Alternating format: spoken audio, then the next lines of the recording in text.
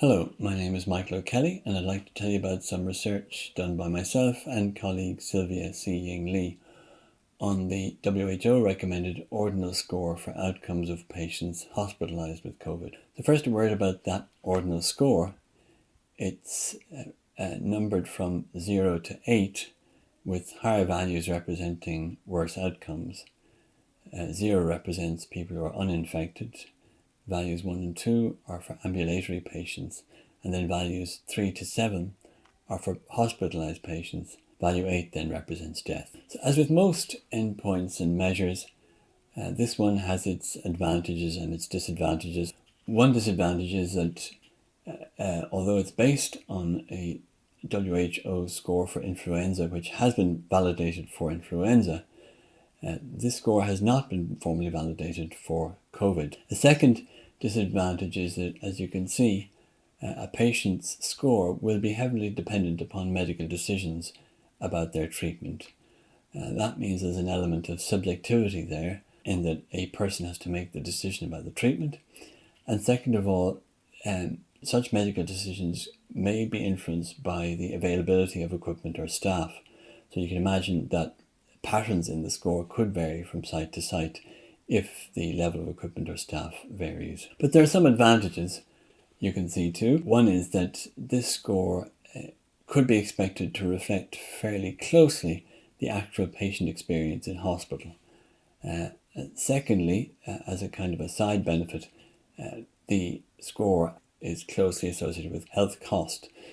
Okay, so much for the measure itself. Now, our main interest was not evaluating the measure as a clinically meaningful measure of health, but it was to try to assess how good this score would be at detecting a treatment that works as against a treatment that doesn't work. We also wanted to evaluate an idea which a statistician with whom I was working on a COVID study came up with, which was to look at a ranking of a patient experience over time using the WHO Ordinal score. He was suggesting a ranking something like perhaps ranking by whether a patient survived or not, first of all, and then among those who are alive, ranking perhaps by the last score they achieved, the score at day 28, plus the duration on that score, so as to get some idea of how long they enjoyed that presumably best score.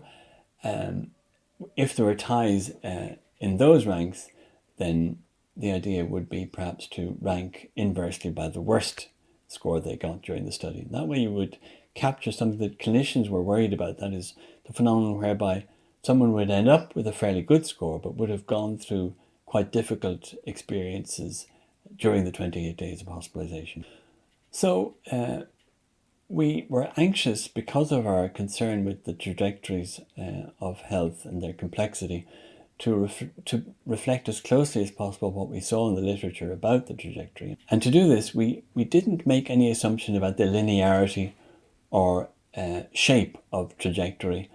Instead of that, we simulated the individual probabilities of transition from one score to another over 3 visits at day 7, day 14 and day 28. This had the additional advantage that since we were simulating the probability of changes in COVID score, others could in the future simulate different trials by simply positing different constellations of baseline.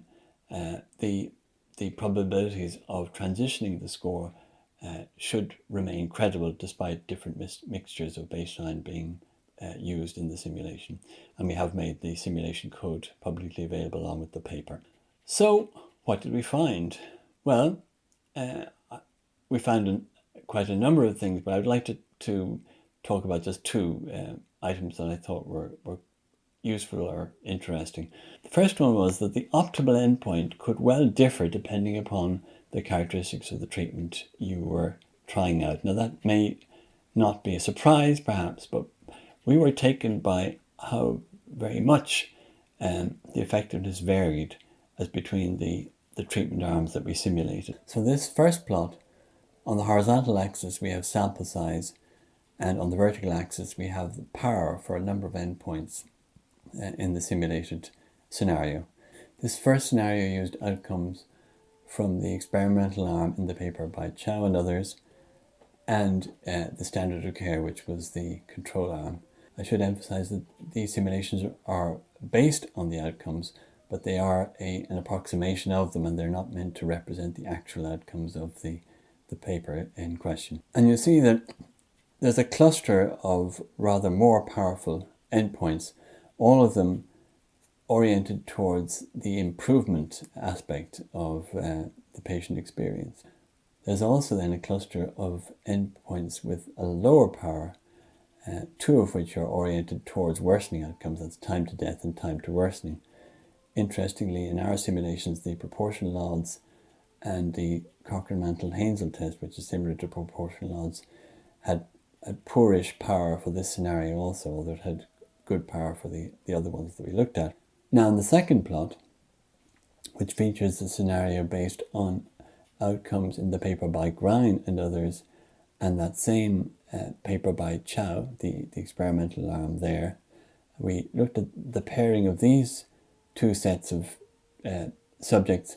We found that this time it was the endpoints oriented towards worsening and death that tended to do somewhat better with regard to power than the endpoints oriented towards improvement and discharge. So the lesson there, perhaps it might be obvious, but it was certainly brought home to us by these plots, was that it makes sense to consider carefully how you think your treatment is going to affect the outcome, whether it's going to perhaps palliate worsening or whether it's going to speed up improvement, and it's well worth adjusting your endpoint accordingly. The second take-home that I'd like you to get from our work is the interesting result about the ranked trajectory endpoint.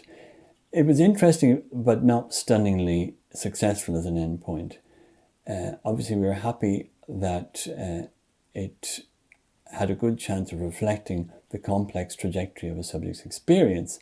But with regard to power, all we can say about the ranked trajectory endpoint is that it did almost as well as the dichotomized version of the score, the success-failure version of the score.